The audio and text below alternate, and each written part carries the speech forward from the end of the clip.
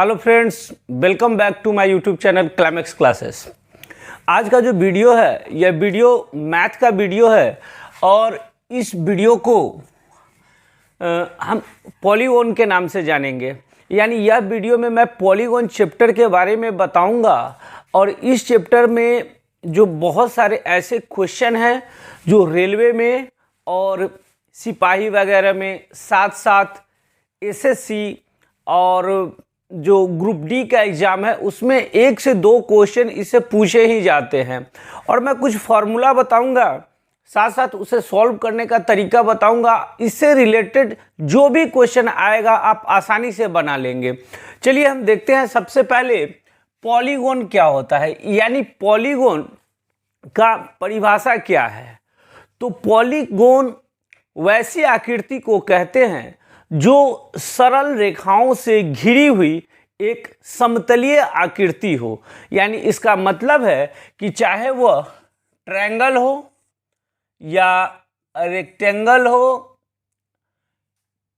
Square, ये तो मैंने फिगर स्क्वायर का बना दिया। चलिए, रेक्टेंगल हो, स्क्वायर हो या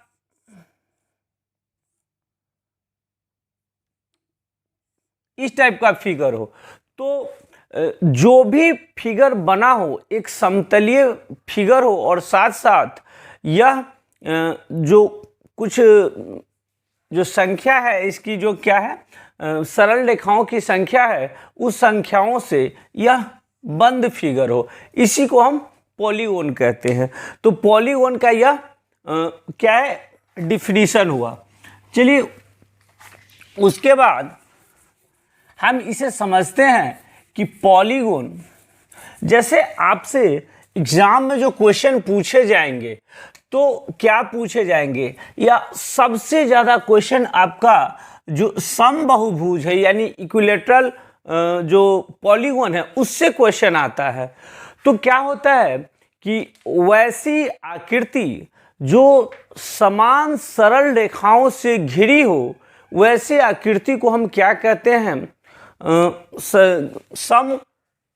समबाहुभुज कहते हैं। यानी समबाहुभुज का मतलब क्या है, जैसे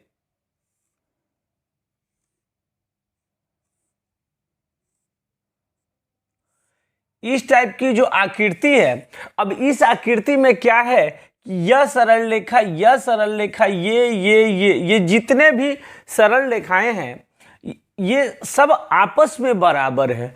तो इस तरह के जो आकृति बनते हैं, इस तरह के जो पॉलीगॉन बनते हैं उसे हम समबाहुभुज कहते हैं।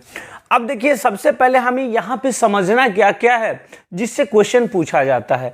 तो आप इसे हम क्या कहते हैं, अंतःकोण कहते हैं, यानी इंटीरियर एंगल कहते हैं। इसे क्या कहते हैं, अंतःकोण कहते हैं या इंटीरियर एंगल। और इसे हम बाह्य कोण कह सकते हैं। यानी अगर इस स्ट्रेट लाइन को आगे की ओर मैं बढ़ा दूं और इससे जो बना कोण होता है उसे हम क्या कह सकते हैं, बहिष्कोण, बाह्य कोण या एक्सटीरियर एंगल कहते हैं।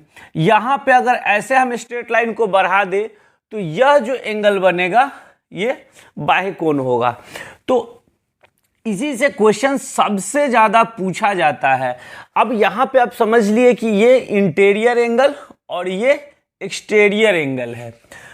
उसके बाद जो मतलब इससे रिलेटेड जो क्वेश्चन आता है वो क्या आता है कि किसी के अंतःकोण का मान निकालने के लिए, किसी के बाह्य कोण का मान निकालने के लिए, तो इसके लिए मैं फॉर्मूला बताऊंगा कि क्या होता है।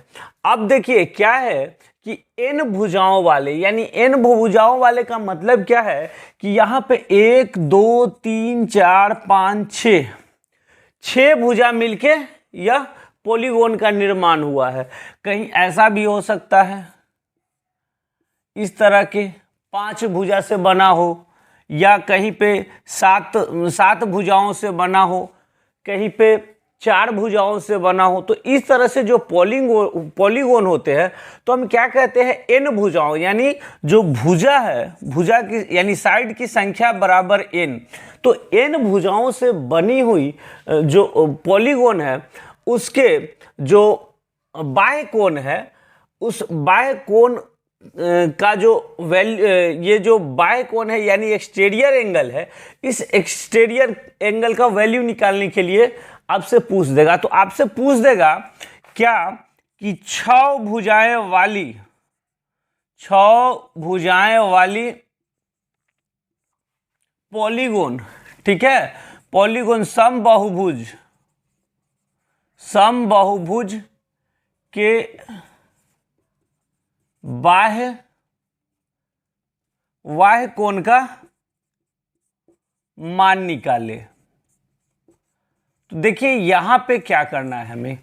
अब यहां पे मान निकालने के लिए हम फॉर्मूला का जो इस्तेमाल करेंगे, तो इस बाह्य कोण यानी इन भुजाओं वाली जो पॉलीगोन है उससे बाह्य कोण निकालने का जो फॉर्मूला है वो क्या है, 360 डिग्री बटा n।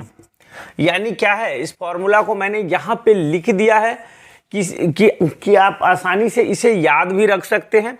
तो 360 डिग्री बाई n, यानी ये 6 भुजाओं वाली जो पॉलीगोन है इसके जो बाह्य कोण, इस कोण का मान कितना होगा, तो 360 डिग्री बाई n के जगह पे 6 भुजा है तो 6 कट के क्या आ जाएगा 60, यानी इसका मान कितना हो गया 60 डिग्री।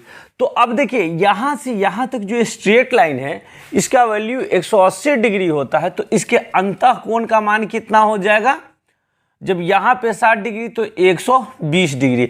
तो यहां पे भी क्वेश्चन पूछ देगा कि 6 भुजाओं वाली समबाहुभुज के अंतः कोणों का मान क्या होगा। तो यहां पे हम क्या करेंगे, बाह्य भुजा का मान निकाल लेंगे और 180 माइनस क्या करेंगे हम, जो बाह्य भुजा है उसको कर देंगे तो अंतः कोण का मान निकाल जाएगा। इसके लिए मैंने यहाँ पे फॉर्मूला पहले से लिख डाला है जिसे आप आसानी से देख के याद कर सकते हैं। तो यहाँ पे क्या करना है, जब अंतः भुजाओं का मान निकालने के लिए बोलेगा तो मैं क्या करूँगा कि जो बाह्य भुजा का जो संख्या है, मतलब बाह्य कोण का जो मान है, तो ये n भुजाओं से यहाँ पे हम बाह्य कोण को निकालेंगे। उसके बाद 180 में से क्या करेंगे, इसे घटा देंगे तो अंतः कोणों का मान निकल जाएगा। इस फॉर्मूला का यहाँ पे इस्तेमाल करेंगे, अंतः कोण बराबर 180 माइनस बाह्य कोण। उसके बाद क्या है, n भुजा वाले अंतः कोण का योग। यह भी क्वेश्चन कई बार पूछा गया है, इसे समझते हैं। इस तरह के क्वेश्चन अक्सर पूछे जाते हैं। आपसे पूछा क्या जाएगा कि किसी भी पॉलीगोन यानी किसी भी समबाहुभुज के बहुभुज में जो उसकी भुजाओं की संख्या है वो 7 है, तो उसके अंतः कोण का मान क्या होगा। यानी 7 भुजा वाली समबाहुभुज के प्रत्येक अंतः कोण का मान, प्रत्येक अंतः कोण का मान बराबर क्या होगा। तो इसको निकालने के लिए हम क्या करेंगे, यहाँ पे इस फॉर्मूला का हम इस्तेमाल करेंगे। यानी क्या करेंगे कि ये तो अंतः कोणों का मान निकालने के लिए 7 भुजा वाली समबाहुभुज के प्रत्येक अंतः कोण का मान, इस तरह का क्वेश्चन तो मैं पहले ही बता चुका हूं।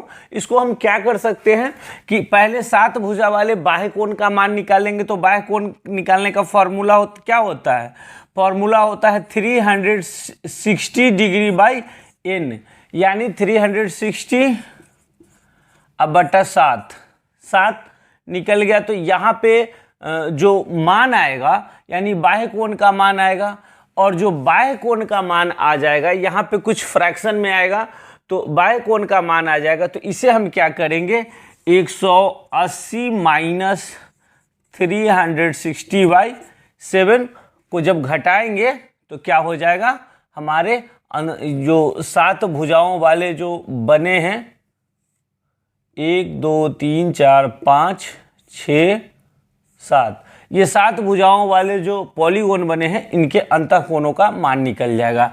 ये ठीक है। अब देखिए आपसे एक क्वेश्चन इस तरह से पूछा जाएगा कि 7 भुजाओं वाले जो पॉलीगोन हैं इनके सभी अंतःकोणों का योग क्या होगा, ये सभी अंतःकोणों का योग कितना होगा। तो इसका योग बताने के लिए हम किस फॉर्मूला का इस्तेमाल करेंगे, तो इसका योग बताने के लिए हम फॉर्मूला n-2 इंटू 180 डिग्री, ये फॉर्मूला है। अब देखिए इस फॉर्मूला का हम यहाँ पे इस्तेमाल करेंगे।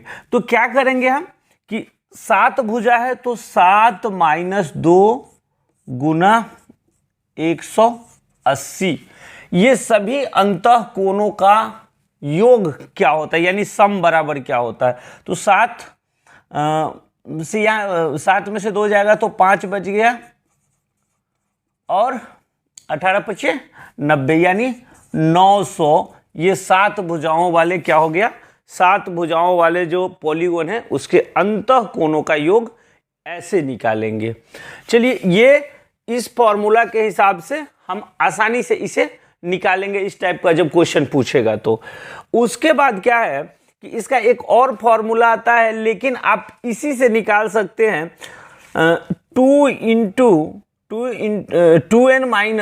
4 इंटू 90 डिग्री, ये भी होता है। यानी आप यहाँ पे 7 है तो आप ये भी डाल सकते हैं 2 × 7 - 4 इंटू 90 डिग्री।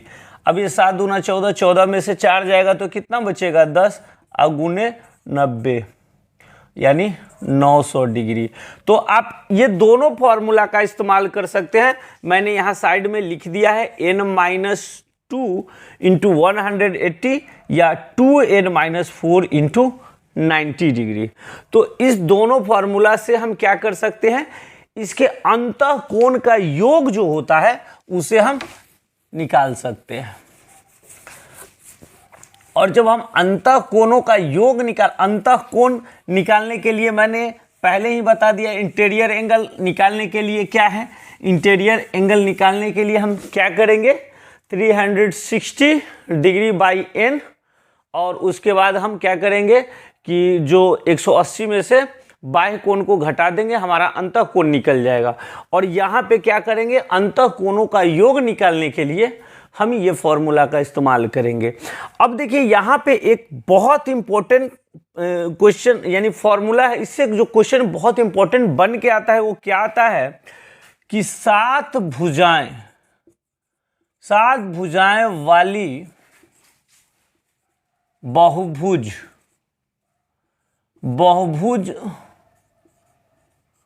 से कितने विकर्ण बन सकते हैं। अब देखिए क्या है, इस तरह का जब क्वेश्चन आ जाए कि अगर 7 भुजा वाली अगर कोई पॉलीगोन है तो उस पॉलीगोन से कितने उस पॉलीगोन में कितने विकर्ण बनाए जा सकते हैं। तो यहाँ पे हमें क्या देखना है, इसका फॉर्मूला बहुत आसान है, आप इसे याद रखेंगे n × n-3/2, यानी यह जो पॉलीगोन है उससे विकर्णों की संख्या निकालने वाली यह फॉर्मूला हो गई। अब देखिए यहाँ पे हम क्या करेंगे, 7 क्या है, 7 भुजा है तो 7 × 7 - 3/2। अब देखिए 7 × 4/2, यानी यहाँ पे क्या है, विकर्णों की संख्या कितनी होगी, तो 14 होगी। अब पहले इसे समझेंगे, अब थोड़ा मैं समझा देता हूँ कि अगर मान लीजिए ट्रायंगल में, कभी भी ट्रायंगल में कोई विकर्ण नहीं बन सकता है, यहाँ पे डायगोनल इसमें बन सकता है 1 और 2। अब इस देखो यहाँ पे इस फॉर्मूला से इसमें कितने संख्या है, भुजाएं हैं 1 2 3 4, 4 भुजाएं हैं। तो इस पे हम लेके चलते हैं तो क्या हो जाएगा, n के जगह पर 4 है तो 4 × 4 - 1/2। अब देखिए 4 × 1/2, 2 से 2 खत्म। अब देखिए क्या बच गया, विकर्णों की संख्या 2 निकल गई। उसी तरह से 5 6 करके हम एक एग्जाम्पल के तौर पे मैंने बताया। अब जैसे मान लीजिए कि हम लेके चलते हैं कोई ऐसा फिगर हो, यहाँ पे अगर विकर्णों की संख्या पूछा जाए तो जैसे एक विकर्ण बन सकता है ऐसा, एक विकर्ण ऐसा, एक डायगोनल ऐसा भी बन सकता है, एक डायगोनल ऐसा भी बन सकता है, एक डायगोनल ऐसा भी बन सकता है, और यहाँ से 1 2 हो गया। अब देखिए क्या है, अब यहाँ पे कितने विकर्ण बनेंगे तो इन विकर्णों की संख्या निकालने का फॉर्मूला इसी पे हम लगाते हैं। यहाँ पे क्या है, 1 2 3 4 5, 5 साइड है, तो 5 इंटू 5 माइनस 3/2, 5 गुना 5 में से 3 जाएगा, 2 बचेगा, अब बटा 2, 2 से 2 खत्म, यानी डायगोनल की संख्या कितनी हो गई, 5 हो गई। तो इस तरह से क्वेश्चन बहुत पूछे जाते हैं, एग्जाम में बहुत पूछे जाते हैं कि विकर्णों की संख्या कैसे हम निकालेंगे, और विकर्णों की संख्या हम इस फॉर्मूला के माध्यम से निकालेंगे, n इंटू n-3/2। इस फॉर्मूला से हम क्या करेंगे, विकर्णों की संख्या निकालेंगे। अब देखिए कभी कभी ऐसा होगा कि आपको विकर्ण की संख्या को दे देगा, विकर्ण की संख्या को क्या करेगा, दे देगा, और पूछेगा कि यह जो पॉलीगॉन बना है वो कितने साइड से बना हुआ है। तो इस तरह का क्वेश्चन हम कैसे बनाएंगे, तो चलिए सबसे पहले हम एक छोटा सा एग्जाम्पल के तौर पे लेते हैं कि 11 भुजा वाली जो समबाहुभुज है, समबाहुभुज, इसमें विकर्ण की संख्या को निकालना है। किसकी संख्या को निकालना है, विकर्ण की। तो सबसे पहले हम जो फॉर्मूला बताए हैं उसी का काम करेंगे, क्या कि n इंटू n-3 यानी 11 इंटू 11-3/2 बराबर 11 गुने 11 में से 3 जाएगा तो कितना बचेगा, 8 बचेगा, बटा 2, ये कट गया, यानी ये 44 हो गया। अब यहाँ पे आपको क्या करेगा, इसी क्वेश्चन को मैं थोड़ा उल्टा करके समझा रहा हूँ कि 44 भुजाओं की संख्या दे देगा, कि बोला कि एक पॉलीगॉन में जो डायगोनल है वो कितना है, 44 है, यानी विकर्णों की संख्या कितनी है, 44 है। आपको ये बताना है कि यह जो पॉलीगॉन है यानी यह बहुभुज कितनी भुजाओं से बना हुआ है। तो चलिए यही फॉर्मूला का हम इस्तेमाल करेंगे, क्या करेंगे, इसी फॉर्मूला को, यानी n इंटू n-3/2। यहाँ पे क्या होता है, विकर्णों की संख्या, विकर्णों की संख्या। अब देखिए आपको विकर्ण की संख्या दे दिया है क्वेश्चन में, और पूछा है कि बहुभुज जो है यह बहुभुज मतलब कितनी भुजाओं से यह बहुभुज बना है। तो विकर्णों की संख्या हम लेते हैं 44 बराबर n into n-3/2। Cross multiplication अगर हम करते हैं तो क्या हो जा रहा है हमारा, ये हो जा रहा है 44 दूना 88 बराबर, इसको तोड़ देते हैं n² - 3n बराबर, ये तो बराबर इधर दिया हुआ है। अब देखिए सबको हम एक साइड कर लेते हैं, n² - 3n - 88 = 0। देखिए अब इसको हम क्या करेंगे, इसको फैक्टर के रूप में तोड़ेंगे। तो सिंपल तरीका मैं बताता हूँ, 88 को हम क्या करेंगे, 2 से भाग लगाएंगे, 44, फिर 2 से लगाएंगे 22, फिर 2 से लगाएंगे 11। अब देखिए इसी ये जो फैक्टर हमारा आया है, इसी से हम क्या करेंगे, गुना करने और जोड़ने पे हमें ये बीच वाला आ जाना चाहिए। तो देखिए यहाँ पे 2 गुना 2 गुना 2 कितना हो गया, 8, और यहाँ पे 11 हो गया, 11 हो गया। अब देखिए 11 8 88, यहाँ देखिए 88 आ रहा है, और 11 में से 8 जिसे -11 और इसमें प्लस, इसको घटाएंगे तो ये क्या आ जाएगा, -3 आ जाएगा। तो क्या होगा, n² - 3n - 88 बराबर जब 0 है तो इसको हम लिखेंगे n² - 11n + 8n - 88 बराबर 0। यहाँ से हम क्या करेंगे, n को कॉमन ले लेंगे, n - 11, और यहाँ से +8 को कॉमन ले लेंगे तो n - 11 = 0। अब देखिए n + 8 और यहाँ पे n - 11 = 0। तो एक n का मान आ जाएगा कितना, -8, और एक आ जाएगा 11। अब पॉलीगोन तो कभी माइनस वाले लाइन से बन ही नहीं सकता, तो क्या होगा, यहाँ देखिए भुजाओं की संख्या कितनी निकल गई, 11। यही मैंने बताया था। तो इस तरह से क्वेश्चन आपको पूछेगा कि जो यहाँ विकर्णों की संख्या को दे देगा और कहेगा कि भुजाओं की संख्या निकालना है। ये हमारा था पॉलीगोन चैप्टर से जो क्वेश्चन रेलवे में सबसे ज़्यादा क्वेश्चन आते हैं, खास करके एनटीपीसी में तो आएंगे ही आएंगे और ग्रुप डी के भी एग्जाम में आएंगे। तो इसके लिए मैं एक वीडियो लेके आया था और इस वीडियो को आप देख के पॉलीगोन चैप्टर से जो भी क्वेश्चन आते हैं उसे आप सॉल्व करें और हमारे यूट्यूब चैनल को सब्सक्राइब कर लें और ज़्यादा से ज़्यादा वीडियो को शेयर करें। Thank you.